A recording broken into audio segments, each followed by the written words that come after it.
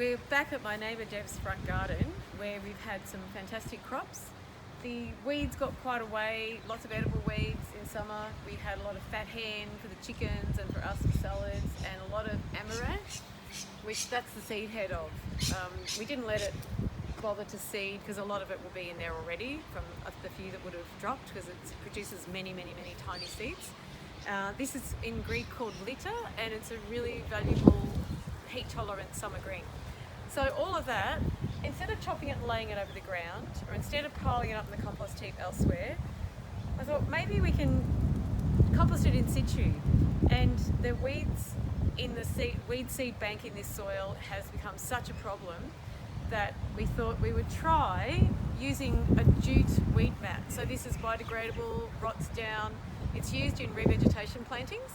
But what I've aimed to do is furrow the composting material so that there's clear spaces, and then when we lay, I've already pre-measured where the broccoli plants are going to go with a tape measure, and so now I'm going to lay this weed mat over the top, pin it down with steel pins, and we'll be able to cut holes and plant at the right intervals for the broccoli. So now we're going to cover the composting weeds with the weed mat. So simply pull it out,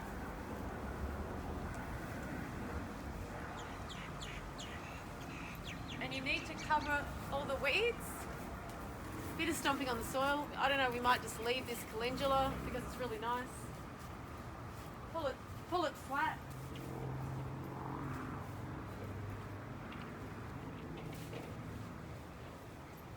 And even if we don't pin for a little while, it's going to help kill off some of the weeds. So we can tighten it by, I may need an assistant for this at some stage, but we can pull it a bit tighter. And then the idea is we'll lay another layer overlapping, and you can easily find that, well, we need to stand on the high bits, but the low bits in between are where I've cleared, and that's where we'll be able to cut little holes in there and put our seedlings in, our broccoli seedlings, and they won't have any competition. So this will be very relaxing. So it's very easy to cut.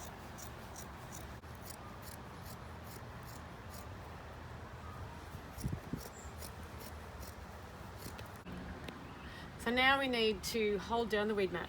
If we didn't have kikuyu and all sorts of other weeds, you probably wouldn't even bother. You could just lay this down as a really good weed control, this jute weed bedding, but you'll get a better result as far as preventing weed germinating and regrowth of even perennial weeds by holding it down.